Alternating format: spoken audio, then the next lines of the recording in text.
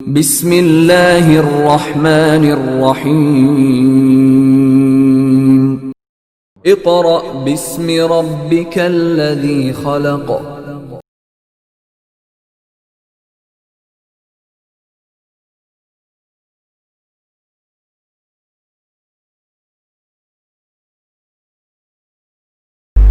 औज़ुबिल्लाहि मिनश्शैतानिर्रजीम। बिस्मिल्लाहिर्रहमानिर्रहीम। मोअज़्ज़ज़ वालिदैन और अज़ीज़ तुलबा व तालिबात, अस्सलामु अलैकुम।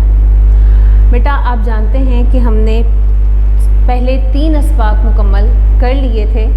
अब हमने सबक नंबर 4 शुरू करना है, जिसका नाम है मलका-ए कौसार मरी। क्या नाम है? मलका-ए कौसार मरी। कौसार बेटा कहते हैं पहाड़ को, यानी पहाड़ों की मलका। और पहाड़ों की मलका किसे कहा गया? मरी को। कि मरी जो है वहाँ पर बहुत ज़्यादा पहाड़ होते हैं, और जब वहाँ पर बर्फ़बारी होती है तो वो बहुत दिलफरेब मंज़र पेश करते हैं। तो इसलिए मरी को मलका-ए कौसार यानी पहाड़ों की मलका कहा गया है। बेटा, आप लोग अपनी किताबें निकाल लें, ताकि मैं आपको जब पढ़ा रही हूँ, समझा रही हूँ, तो आपको ज़्यादा बेहतर तरीके से समझ आ जाए। सफ़ा नंबर 16 आपने निकालना है। मरी पंजाब का तारीख़ी मुकाम है। ये ज़िला रावलपिंडी में शामिल है, यानी पंजाब का बहुत पुराना मुकाम है मरी, और ये रावलपिंडी के करीब वाक़ है। रावलपिंडी के शुमाल मशरिक़ में गाड़ी की तकरीबन 1-1.5 घंटे की मुसाफत पर वाक़ है। यानी हम रावलपिंडी से गाड़ी के ज़रिए जब हम जाते हैं तो तकरीबन 1-1.5 घंटे के बाद मरी का मुकाम आ जाता है। समुंदर की सतह से इस सेहत अफ़ज़ा मुकाम की बुलंदी तकरीबन 7,500 फुट है। यानी समुंदर से ऊंचाई है, समुंदर से ये ऊंचा है, समुंदर नीचे है, और तकरीबन 7,500 फुट ये ऊंचा है। यहाँ अप्रैल से नवंबर तक बहुत अच्छा मौसम रहता है। अलबत्ता दिसंबर से मार्च तक शदीद सर्दी पड़ती है। यानी अप्रैल से नवंबर तक बहुत अच्छा मौसम होता है, हर दूसरे तीसरे दिन बारिश भी शुरू हो जाती है, लेकिन दिसंबर से मार्च तक शदीद सर्दी पड़ती है, ज़ालाबारी भी होती है, यानी बर्फ़बारी होती है, बहुत ज़्यादा ठंड बढ़ जाती है। दिसंबर के आखिरी अशरे से लेकर फरवरी के इब्तदाई अशरे का दुरानिया शदीद बर्फ़बारी का ज़माना है। जी बेटा, अशरे कहते हैं आखिरी 10 दिन। आखिरी अशरे यानी आखिरी 10 दिन, और इब्तदाई अशरे पहले 10 दिन। यानी जो 10 दिन का दुरानिया होता है, दुरानिया कहते हैं अरसा, दुरानिया कहते हैं अरसा।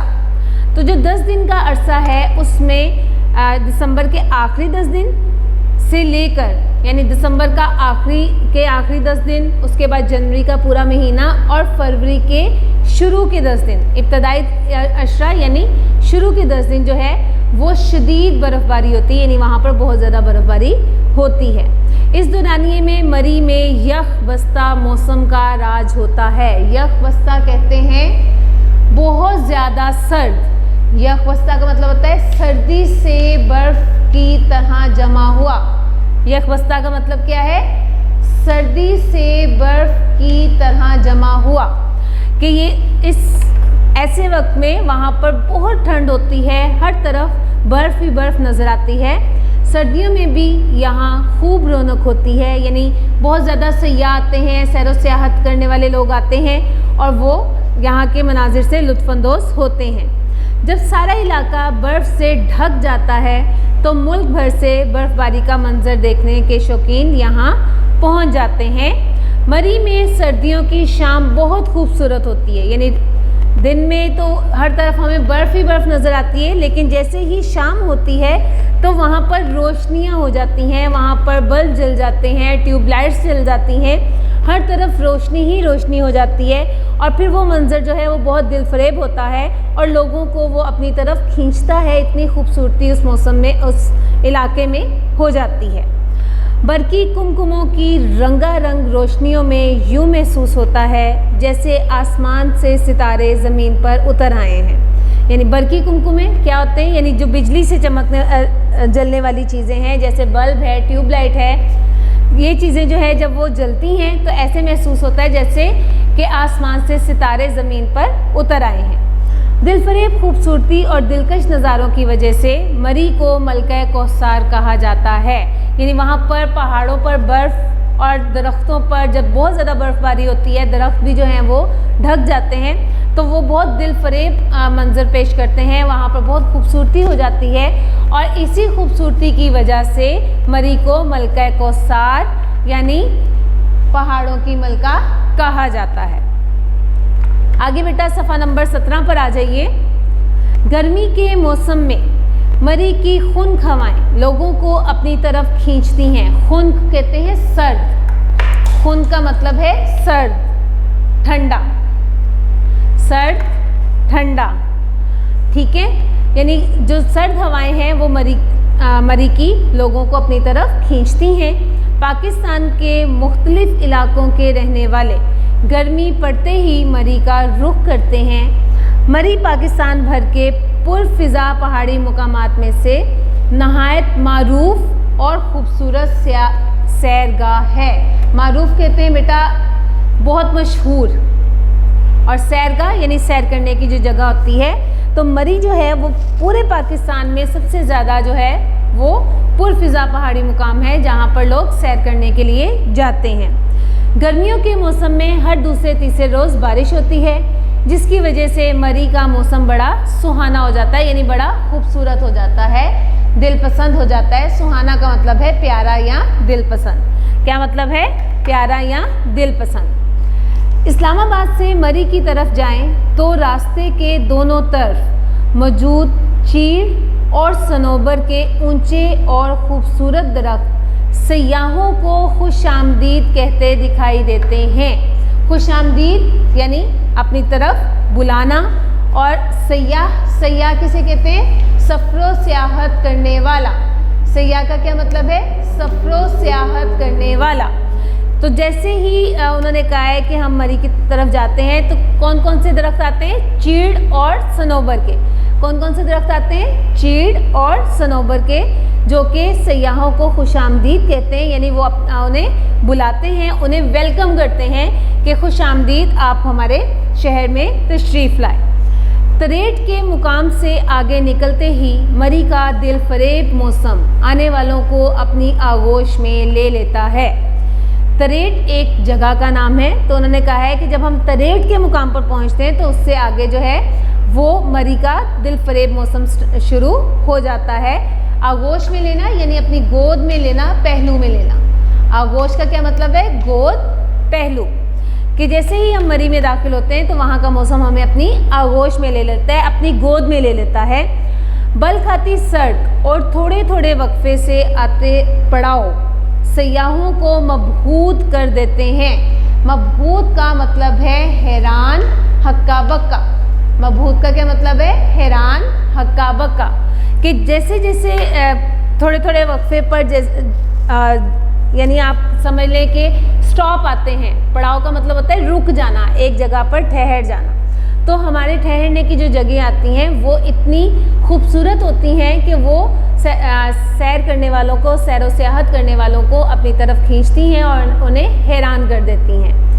19वीं सदी की तीसरी दहाई में अंग्रेज़ों ने मरी में बेस कैंप बनाया।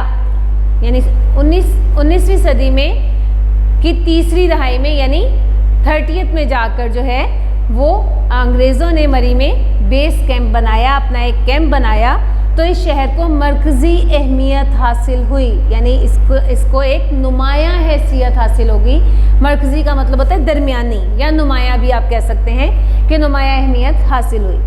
1857 की जंग आज़ादी में जहां बड़े सगीर पाको हिंद के मुख्तलिफ इलाकों के रहने वालों ने अंग्रेज़ी साम्राज्य के ख़िलाफ़ अपने जज्बात का इजहार किया, यानी जब 1857 की जंग हुई आज़ादी के लिए, तो वहाँ के जो रहने वाले लोग थे उन्होंने अंग्रेज़ साम्राज्य के ख़िलाफ़ अपने जज्बात का इजहार किया। अब साम्राज्य क्या होता है बेटा?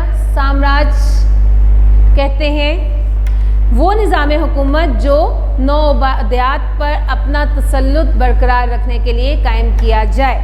यानी जहाँ पर अपनी हुकूमत कायम की जाए उसे साम्राज्य कहा जाता है। तो जो मरी के रहने वाले लोग थे वो अंग्रेज़ों के ख़िलाफ़ थे, वो नहीं चाहते थे कि अंग्रेज़ उनके शहर में रहें, तो उन्होंने उनके ख़िलाफ़ जो उनके एक जज्बात थे या जो इजहार ख़यालात थे वो उन्होंने पेश किए थे। वहाँ मरी के रहने वाले भी किसी से पीछे ना रहे, उन्होंने अपनी ज़मीन से अंग्रेज़ों को निकालने के लिए गुरीला जंग शुरू की। यानी जहाँ पूरी दुनिया जो है वो अंग्रेज़ों के ख़िलाफ़ थी, वहाँ मरी के जो लोग थे वो भी इससे पीछे ना हटे और उन्होंने भी अंग्रेज़ों के ख़िलाफ़ जो है वो मंसूबे तैयार किए और फिर उनके ख़िलाफ़ एक जंग लड़ी जिसका नाम उन्होंने गुरीला जंग रखा और वो उसमें ख़ासे कामयाब भी रहे, यानी वो उस जंग को जीतने में कामयाब भी रहे। लेकिन क्या हुआ, जब मजमूई तौर पर बरसगीर पाको हिंद में 1857 की जंग आज़ादी में मुसलमानों को नाकामी हुई तो अंग्रेज़ों को मरी में कदम जमाने का मौका मुयस्सर आया। लेकिन मजमूई तौर पे अगर देखा जाए, यानी अगर पूरे मुल्क के हिसाब से देखा जाए तो मुसलमान जो थे वो ये जंग हार गए थे, उन्हें शिकस्त हुई थी। तो जैसे ही उनको शिकस्त हुई, नाकामी हुई, तो अंग्रेज़ों ने मरी में ही अपने कदम जमा लिए और वहाँ पर उन्होंने रहना शुरू कर दिया। जब अंग्रेज़ों ने जंग आज़ादी के मुजाहिदों को मुख्तलिफ़ नौइयत की सज़ाओं से गुजारा, मुख्तलिफ़ नौइयत यानी मुख्तलिफ़ तरह की, मुख्तलिफ़ तरीक़ों की सज़ाएँ देना जब उन्होंने शुरू की तो वो वक्त जो है वो मुसलमानों के लिए बहुत तकलीफ़ दे और मुश्किल वक्त था। इस खित्ते के उन फर्जंदों को तोबदम किया गया जो अंग्रेज़ों के ख़िलाफ़ नबरत आजमा रहे, यानी जिन्होंने अंग्रेज़ों के ख़िलाफ़ ज़ुबान अपनी आवाज़ उठाई थी और अंग्रेज़ों के ख़िलाफ़ कोई बात की थी, वो उन लोगों ने उन्हें क्या किया कि तोप के आगे वो उन्हें बांध देते थे। तोप का गोला जहाँ से निकलता है बेटा वहाँ पे उन्हें बांध दिया जाता था और फिर जो है वो तोप को चलाया जाता था। तो उनके जो हैं वो अल्लाह माफ़ करे परखच्चे उड़ जाते थे, वो बिल्कुल टुकड़े टुकड़े हो जाते थे, यानी इस तरह की उन्हें सज़ाएं दी जाती थी। आज भी बाग़े शहीदा में इन जाननिसारों की कब्रें उनकी हिम्मत, जुर्रत और हौसले की गवाह हैं, यानी उनकी कब्रें वहाँ पर अभी भी मौजूद हैं जो उनकी हिम्मत और उनके हौसले की और उनकी बहादुरी की मिसाल देती हैं।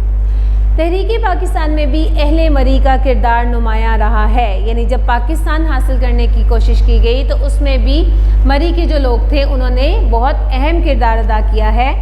पाकिस्तान के जिन शहरों को कायद-ए-आज़म के कदम चूमने का शर्फ हासिल है इनमें मरी भी शामिल है, यानी पाकिस्तान के जिन जिन शहरों में कायद-ए-आज़म मोहम्मद अली जिन्ना रहमतुल्लाह अलैह गए और वहाँ पर वो उनकी रिहाइश भी हुई, तो उनमें जो उन्होंने कहा है कि जो शर्फ हासिल हुआ वो मरी को भी हासिल हुआ कि वो मरी के मुकाम पे भी रहे थे।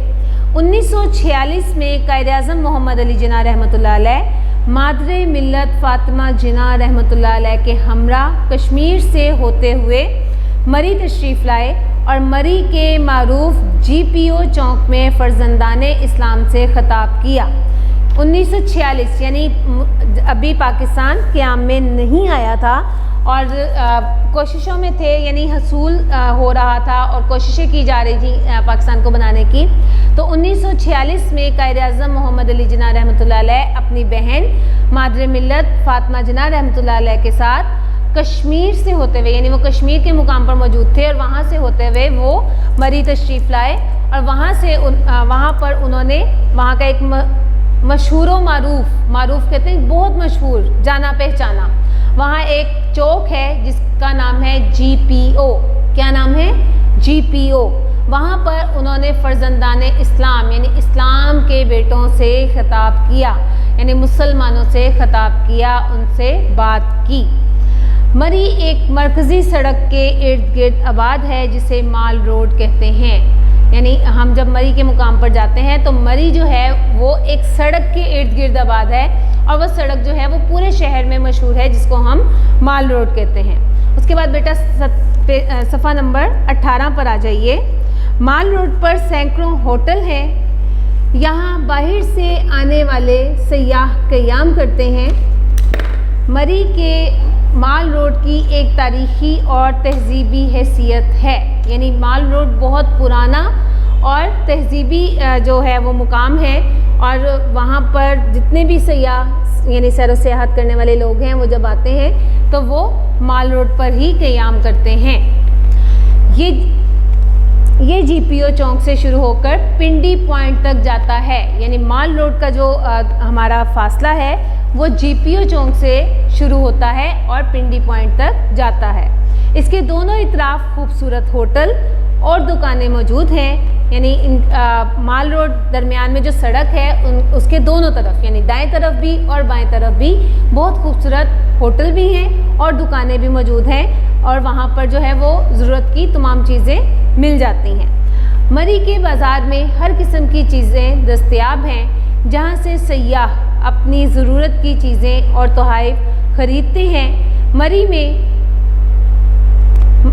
मरी के माल रोड के अलावा पिंडी पॉइंट, कश्मीर पॉइंट और बागे शहीदा भी काबिले दीद मुकामात हैं। काबिले दीद यानी देखने के काबिल, कि मरी का मुकाम तो है लेकिन मरी के में जो हमने माल रोड के भी एक उन्होंने हमें बताया है कि कितनी वहाँ पे खूबसूरती है, तो उन्होंने कहा है कि माल रोड के अलावा वहाँ पर पिंडी पॉइंट, कश्मीर पॉइंट और बागे शहीदा पॉइंट जो है वो ऐसे हैं जो देखने के काबिल हैं। मरी के गिरदोनुमा में न्यू मरी, घड़ियाल कैंप और भूरबंद भी देखने से ताल्लुक़ रखते हैं, यानी जो अब इलाकों की बात आ गई है कि मरी के इर्द गिर्द के जो इलाके हैं उनमें न्यू मरी, घड़ियाल कैंप और भूरबंद वो भी बहुत खूबसूरत इलाके हैं और सयाह उनको देखने के लिए वहाँ पर जाते हैं। न्यू मरी में चेयरलिफ्ट और केबल कार सयाहों की दिलचस्पी का महवर हैं। महवर कहते हैं बेटा मरकज़, महवर कहते हैं मरकज़, दोहरा जिस पर पहिया गर्दिश करता है, यानी बिल्कुल दरमियान जो है वो है और वो देखने से ताल्लुक़ रखता है। तो न्यू मरी में चेयर लिफ्ट यानी चेयर के ऊपर आपने देखा होगा कि एक केबल जारी होती है और उसके ऊपर चेयर्स लगी हुई होती हैं, तो उसको कहते हैं चेयर लिफ्ट। और इसी तरह उन्होंने एक कार भी बनाई है जो उन्हीं तारों के ऊपर से जारी होती है, उन्हीं केबल्स के ऊपर से जारी होती है, जिसको केबल कार कहा जाता है। तो उन्होंने कहा है कि न्यू मरी में चेयर लिफ्ट और केबल कार वो बहुत खूबसूरत हैं और सयाहों की दिलचस्पी का महवर हैं, यानी वो उन्हें स्पेशल देखने के लिए वहाँ पर जाते हैं। बच्चे, बूढ़े और जवान चेयर लिफ्ट और केबल कार पर बैठकर लुत्फ़ अंदोज़ होते हैं, यानी बहुत ज़्यादा वो लुत्फ़ उठाते हैं। पहाड़ों के ऊपर से गुज़रती हुई केबल कार से ज़मीन का दिलकश मंज़र सयाहों को मसहूर कर देता है, यानी बहुत ज़्यादा हैरान कर देता है, बहुत ज़्यादा जो है वो जादू का असर उसमें होता है और लोग जो सयाह जो हैं वो बहुत खुश होते हैं। आप देख सकते हैं बेटा आपके सफ़ा नंबर 18 पर बाकायदा केबल कार और जो आपकी चेयर लिफ्ट है उसका भी सारा उन्होंने मंजर दिखाया हुआ है। मरी के करीब घोड़ा गली के मुकाम पर स्काउट की तरबियत गाह के अलावा मारूफ व मशहूर लॉरेंस कॉलेज है, जो अंग्रेज़ी दौर में अंग्रेज़ बच्चों के लिए और क़याम पाकिस्तान के बाद पाकिस्तानी बच्चों के लिए तालीम व तरबियत का अहम मरकज़ है। यानी अब मरी के करीब एक मुकाम है घोड़ा गली, ये एक जगह का नाम है, एक मुकाम का नाम है। वहाँ पर स्काउट की तरबियत गाह मौजूद है, यानी वहाँ पर स्काउट्स अगर किसी ने तरबियत लेनी हो तो वो वहाँ पर तरबियत गाह मौजूद है। और उसके अलावा मरूफ व मशहूर लॉरेंस कॉलेज है जो कि अंग्रेज़ों ने वहाँ पर बनाया था, और जब पाकिस्तान का क़याम नहीं हुआ था तो अंग्रेज़ जो हैं वो वहाँ पर उनके बच्चे वहाँ पर तालीम हासिल करते थे, और जब पाकिस्तान का हसूल हो गया था, क़याम पाकिस्तान वजूद में आ गया था, तो उसके बाद पाकिस्तानी बच्चों की तालीम व तरबियत का मरकज़ था। सर्द हवाओं, बुलंदों वाला दरख्तों, पुरकशिश पहाड़ों और वक्फे से आती जाती बादलों की टोलियों के बीचों बीच बल खाती हुई एक सड़क मरी को एबटाबाद से मिलाती है। यानी अब उन्होंने बताया है कि मरी से अगला मुकाम जो है वो एबटाबाद है, और एबटाबाद जाने के लिए वो जो दरख्त हैं, पुरकशिश पहाड़ हैं और फिर वहाँ पर पहाड़ भी वो बादल भी आ रहे हैं टोलियों की शक्ल में, तो वहाँ पर एक सड़क गुजरती है जहाँ पर ये सारे मनाजिर हमें नज़र आते हैं और वो सड़क हमें मरी से एबटाबाद ले जाती है। इस सड़क के तवस्सुत से अयूबिया, खानसपुर, बाड़ा गली, नथिया गली वगैरह के सहर अंगेज़ मुकामात की सैर की जा सकती है। यानी हम उस सड़क की तवस्सुत से यानी वजह से, तवस्सुत से वसीले से या वजह से, यहाँ पे मैंने लिखा हुआ है बेटा, तवस्सुत से वसीले से या वजह से। तो उस सड़क की वजह से हम अयूबिया भी जाते हैं उसी सड़क के रास्ते, उसके बाद खानसपुर जाते हैं, बाड़ा गली जाते हैं, नथिया गली जाते हैं और सहर अंगेज़ का मतलब होता है जादू का असर पैदा करने वाला, यानी बहुत खूबसूरत। सहर अंगेज़ का मतलब होता है बहुत खूबसूरत।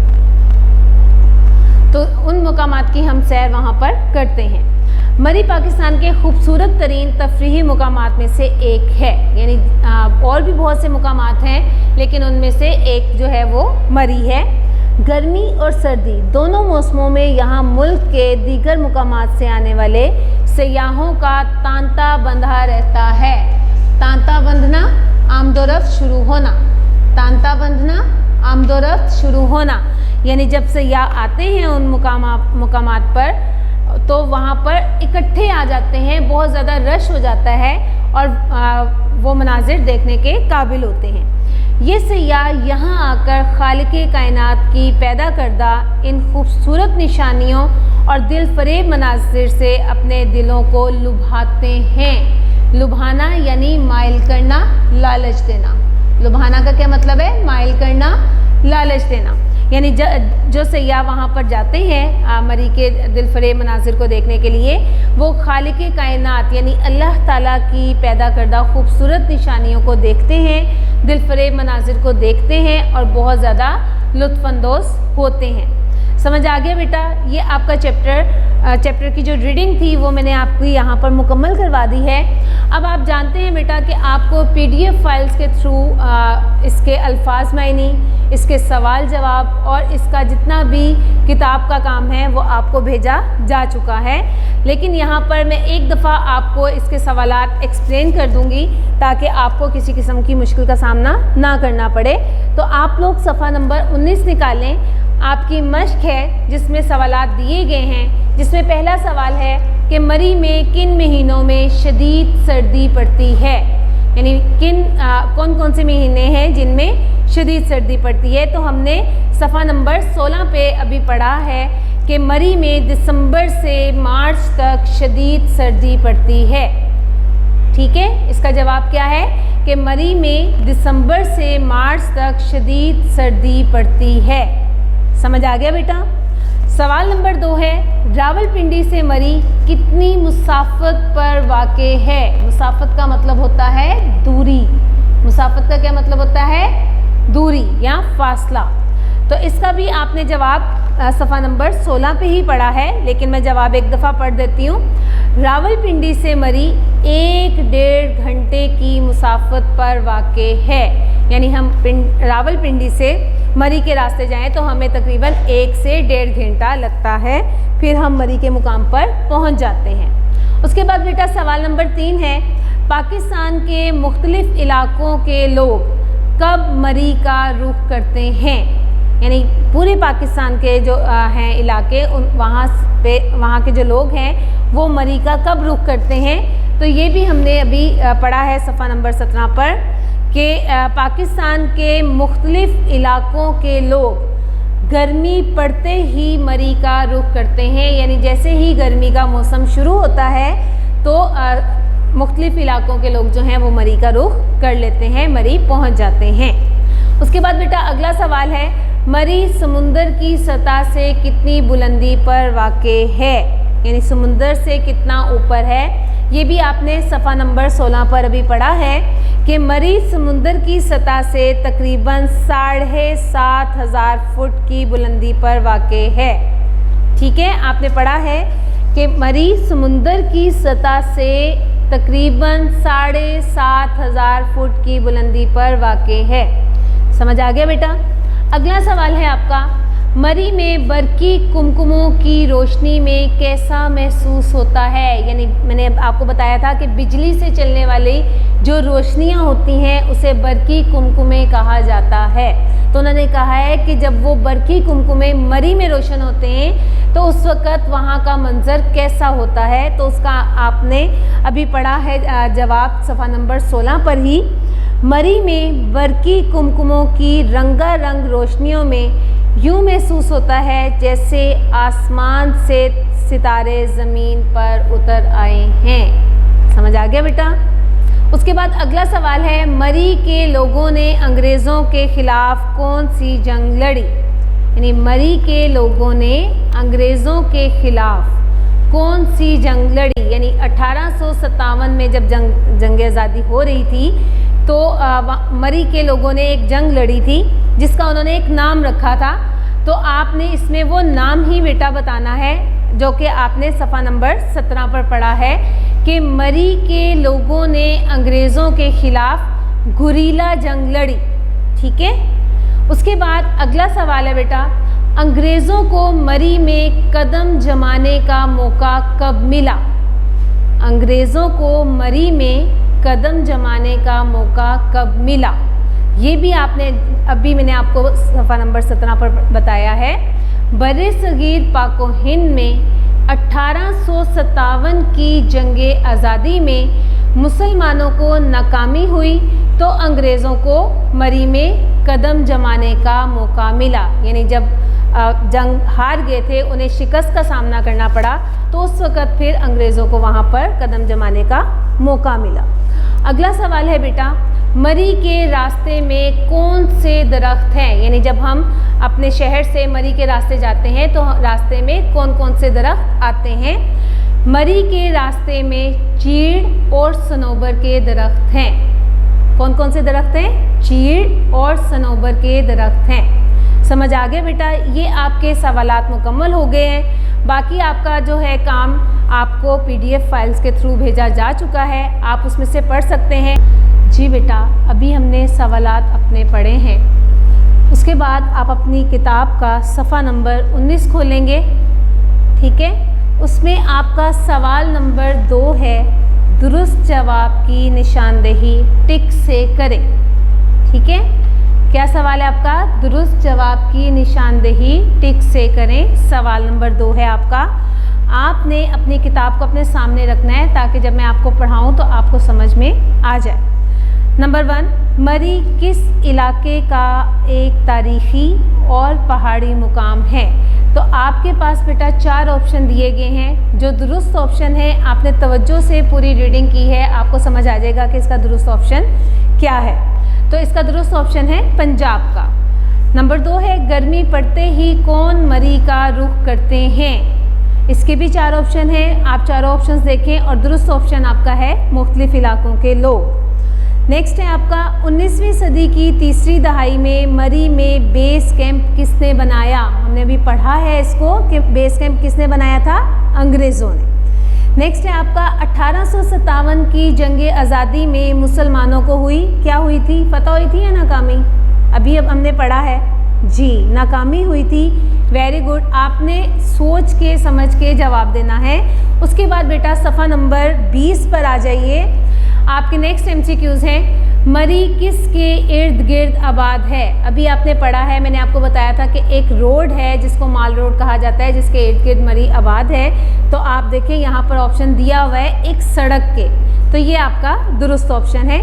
नेक्स्ट आपका है, गर्मियों में मरी की कैसी हवाएं लोगों को अपनी तरफ खींचती हैं। कि जब गर्मियाँ होती हैं तो वहाँ का मौसम मैंने आपको बताया था कि हर दूसरे तीसरे दिन बारिश हो जाती है, तो कैसी हवाएं होती हैं वहाँ पर, खुन्क हवाएं। ठीक है। नेक्स्ट आपका है, चेयर लिफ्ट और केबल कार सयाहों की दिलचस्पी का महवर है। अब आपको भी मैंने पढ़ाया था कि चेयर लिफ्ट और केबल कार किस इलाके में है, न्यू मरी में। तो न्यू मरी पर आप सर्कल कर देंगे। समझ आ गया बेटा। उसके बाद आपका अगला सवाल है, अराब लगाएं। सवाल नंबर 4 है आपका, अराब लगाएं। आप ये देख सकते हैं बेटा, मैंने यहाँ पर बोर्ड पर तैयार किया हुआ है और आपको PDF फाइल्स के थ्रू भी ये सारा काम भेजा जा चुका है। तो आपने बहुत तवज्जो से बेटा काम करना है। फर्स्ट लफ्ज़ है मुकाम। क्या लफ्ज़ है? मुकाम। अब देखें, मीम के ऊपर पेश, काफ के ऊपर ज़बर और मीम के ऊपर जज़म, तो ये क्या लफ्ज़ बन गया? मुकाम। मुकाम, ठीक है। उसके बाद अगला लफ्ज़ है मुसाफत। क्या लफ्ज़ है? मुसाफत। मीम के ऊपर पेश, सीन के ऊपर ज़बर, फे के ऊपर ज़बर और ते के ऊपर जज़म, मुसाफत। अगला लफ्ज़ है आपका मबहूत। क्या लफ्ज़ है? मबहूत।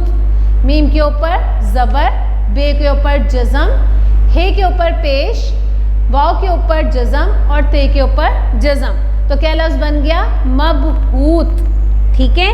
अगला लफ्ज़ है आपका साम्राज। क्या लफ्ज़ है?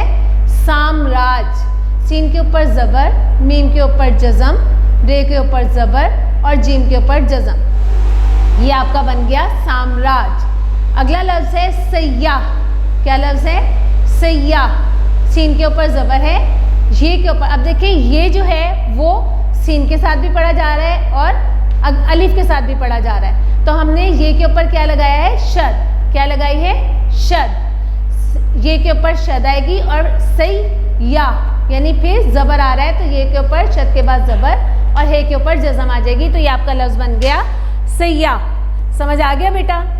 उसके बाद आपका सवाल नंबर 3 है, जंगे आज़ादी में अंग्रेज़ साम्राज्य के खिलाफ मरी के मुसलमानों का क्या किरदार रहा, बयान करें। आपने इसका जवाब मैंने आपको भेज दिया हुआ है, लेकिन फिर भी मैं एक मरतबा पढ़ देती हूँ ताकि आपको वाज़ेह हो जाए।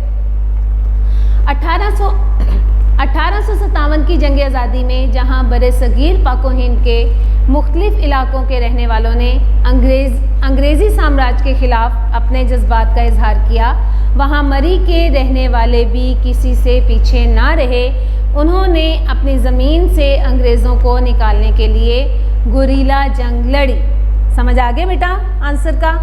उसके बाद उससे अगला सवाल आपका है सवाल नंबर 5, जुमलों में इस तरह इस्तेमाल करें कि उनका मफ़हूम वाज़ेह हो जाए। आपको बेटा मैंने बताया हुआ है, आपको ड्यूरिंग लेक्चर्स, जब आप स्कूल में लेक्चर्स आपके होते थे तो आप ये सवाल आप खुद घर से प्रिपेयर करके आते थे कि जुमले आप लोग घर से खुद बना कर लाते थे। वैसे आपको PDF फाइल के थ्रू ये काम दिया जा चुका है, लेकिन अगर आप चाहें तो आप खुद से भी बेहतर और रिलायबल जो जुमला है वो आप बना सकते हैं, ठीक है। उसके बाद आप सवाल नंबर 7 देखें, दुरुस्त और गलत बयानात की निशानदेही करें। यानी आगे आपके गलत और दुरुस्त बयानात हैं और हर जुमले के बाद दुरुस्त और गलत लिखा हुआ है। जो दुरुस्त होगा उसके आपने दुरुस्त के ऊपर टिक कर देना है, जो गलत होगा तो गलत के ऊपर टिक कर देना है। नंबर 1, मरी सूबा खैबर पख्तूनख्वा का तारीख़ी मुकाम है। तो ये खैबर पख्तूनख्वा का तो नहीं है, आपने पढ़ा है, कहाँ का है? पंजाब का। जी बिल्कुल, मरी पंजाब का है, तो ये क्या होगा? गलत है।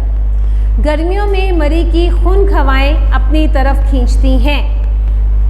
आपने पढ़ा है कि मरी में जब खून हवाएं यानी ठंडी हवाएं चलती हैं, मैंने आपको बताया था खून का मतलब सर्द होता है, तो जब वो हवाएं चलती हैं तो हम लोगों को अपनी तरफ खींचती हैं, तो ये दुरुस्त है।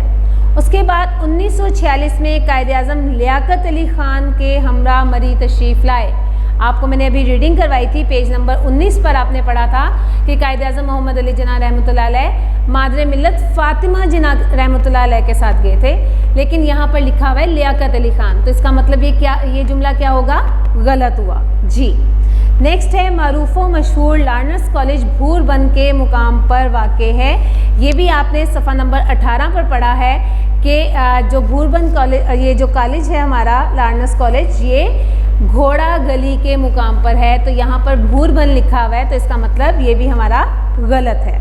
उसके बाद नेक्स्ट है बेटा आपका, तहरीक पाकिस्तान में अहले मरी का किरदार नुमायां रहा है। ये आपने पढ़ा है कि जब पाकिस्तान की तहरीक शुरू हुई थी तो मरी ने भी नुमायां किरदार अदा किया था, तो ये आपका जुमला दुरुस्त है। समझ आ गया बेटा?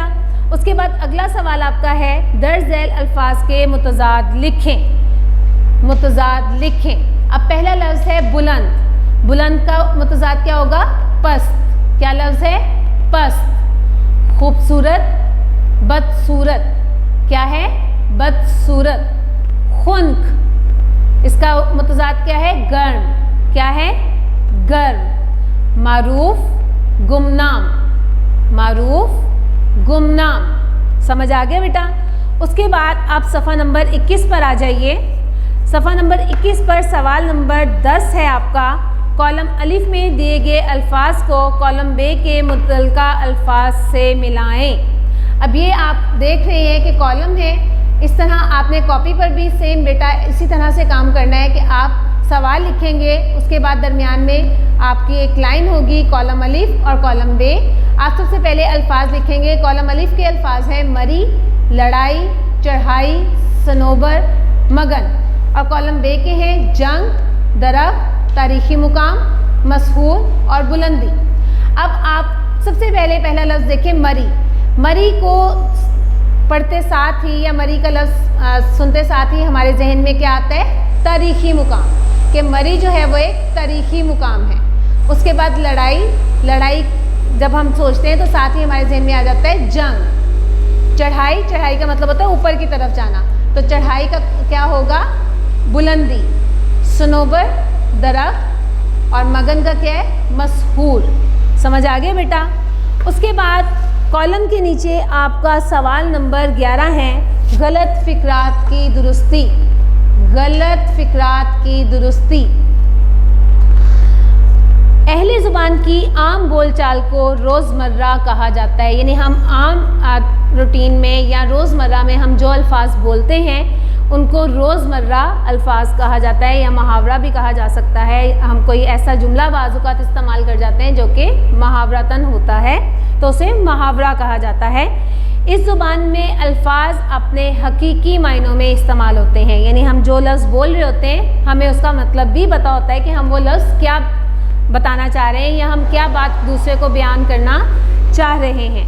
जबकि मुहावरा दो या दो से ज़्यादा लफ्ज़ों का ऐसा मजमुआ है जो अपने गैर हकीकी मायनों में इस्तेमाल होता है, यानी मुहावरा का जो लफ्ज़ है वो जब आप लफ्ज़ पढ़ते हैं तो वो उसका मायने उससे बिल्कुल उलट होता है, वो उसके मुताबिक नहीं होता। हम सिर्फ मुहावरतन वो लफ्ज़ बोलते हैं लेकिन उसका मायने बिल्कुल उसके ऑपोजिट होता है, बिल्कुल उसके उल्ट होता है। किसी भी ज़ुबान को दुरुस्त बोलने या लिखने के लिए इसके रोज़मर्रा और मुहावरे से आशनाई ज़रूरी है, यानी हम रोज़मर्रा जो लफ्ज़ बोल रहे हैं उसका भी हमें पता होना चाहिए और जो लफ्ज़ हम जो जुमला हम मुहावरतन बोल रहे हैं वो भी हमें पता होना चाहिए। हमें उसके बारे में मुकम्मल जो है वो रहनुमाई होनी चाहिए। अगर खिलाफ़ी ज़ुबान कोई लफ्ज़ बोला या लिखा जाए तो वो गलत शुमार होगा, यानी अगर हम कोई गलत लफ्ज़ बोल जाते हैं तो वो गलत ही माना जाएगा, वो दुरुस्त नहीं होगा। अब नीचे उन्होंने कुछ गलत फ़िक्रात दिए हुए, लेकिन आप देखें कि आपके सफ़ा नंबर 22 पर साथ ही उसको दुरुस्त भी कर दिया गया है। तो हम दोनों पढ़ेंगे, एक गलत लफ्ज़ पढ़ेंगे और जुमला पढ़ेंगे और उसके बाद उसको दुरुस्त उसका जो जुमला है वो हम पढ़ेंगे। नंबर 1 है मुझे गाली ना निकालो। निकालना बेटा होता है किसी चीज़ का निकालना, लेकिन जो बात आप ज़ुबान से अदा कर रहे होते हैं वो निकाली नहीं जाती, वो दी जाती है। तो इसका दुरुस्त है मुझे गाली ना दो। ठीक है। उसके बाद है महंगाई दिन ब दिन बढ़ रही है। तो दिन ब दिन कोई लफ्ज़ नहीं होता, रोज़ ब रोज़ होता है। तो इसका दुरुस्त होगा महंगाई रोज़ ब रोज़ बढ़ रही है। उसके बाद नेक्स्ट आपका है वो तो काठ का घोड़ा है। अब देखिए ये मुहावरा है, काठ का उल्लू होता है। इसका मतलब ये है कि उसको किसी किस्म की कोई समझ बूझ नहीं है, वो बिल्कुल उसको पता नहीं है कि उसने क्या बात करनी है। तो ऐसे शख्स के लिए मुहावरतन कहा जाता है काठ का उल्लू, काठ का घोड़ा नहीं कहा जाता। तो दुरुस्त ये आपका जुमला होगा वो तो काठ का उल्लू है, और ये क्या है, एक मुहावरा है। ठीक है। अब इसका ये मतलब नहीं कि हम किसी घोड़े की या किसी उल्लू की बात करें, हम एक ऐसे शख्स की बात कर रहे हैं जो कि किसी किस्म की समझ बूझ नहीं रखता। उसके बाद नेक्स्ट है वो औरत हक्की बक्की रह गई। हक्की बक्की कोई लफ्ज़ नहीं होता, हक्का बक्का होता है। ठीक है। वो औरत हक्का बक्का रह गई। अगला है वो ख़त पढ़कर हंसने लग पड़े। लग पड़े ये कोई लफ्ज़ नहीं है बेटा, ये बिल्कुल आपके लैंग्वेज को, आपके तलफ़्फ़ुज़ को बिल्कुल बदल देता है। इसका जो दुरुस्त जुमला है वो ये है वो ख़त पढ़कर हंसने लगे, हंसने लगे। अगला है मुझे झूठ मारने की आदत नहीं। मारना, आप किसी को कोई चीज़ उठा के तो नहीं मार रहे ना, तो ये तो आप ज़ुबान से अदा कर रहे हैं, तो आप ये कहेंगे मुझे झूठ बोलने की आदत नहीं। क्या है? मुझे झूठ बोलने की आदत नहीं। हाल में सुई धरने को जगह ना थी। अब बेटा ये भी एक मुहावरा है। सुई आप जानते हैं कि जिससे हम सिलाई करते हैं उसे सुई कहा जाता है, लेकिन यहाँ पर गलत लफ्ज़ इस्तेमाल किया गया। यहाँ दुरुस्त जो आपका जुमला है वो है हाल में तिल धरने को जगह ना थी। तिल धरने का मतलब ये कि इतना हजूम था कि वहाँ पर बिल्कुल किसी के खड़े होने की भी जगह नहीं थी या गुजरने की भी जगह नहीं थी। तो ये भी एक मुहावरा है। जब नेक्स्ट है बेटा आपका, जब फाके से मरोगे तो खुदा याद आएगा। फाके नहीं होता लफ्ज़, फाकों होता है। इसका दुरुस्त होगा जब फाकों से मरोगे तो खुदा याद आएगा। समझ आ गया बेटा? यहाँ हमारा चैप्टर नंबर 4 मलका कौसार मरी मुकम्मल हो गया है। अगर आपको इसमें से किसी भी चीज़ की समझ नहीं आई तो बेटा आप अकेडमी के नंबर पर कॉल कर सकते हैं, आप व्हाट्सएप कर सकते हैं। अगर कोई लफ्ज़ पूछना है वो लफ्ज़ लिख कर उसकी तस्वीर खींच के आप व्हाट्सएप कर दें और यहाँ पर आपको उसका जवाब मिल जाएगा। या अगर आप मिलना चाहते हैं तो आप सर शुजा को कॉल करके आप वक्त ले सकते हैं। स्टाफ यहाँ पर मौजूद होगा, वो आपकी मुकम्मल रहनुमाई करेगा। अपना बहुत ख्याल रखिएगा। अल्लाह हाफ़िज़।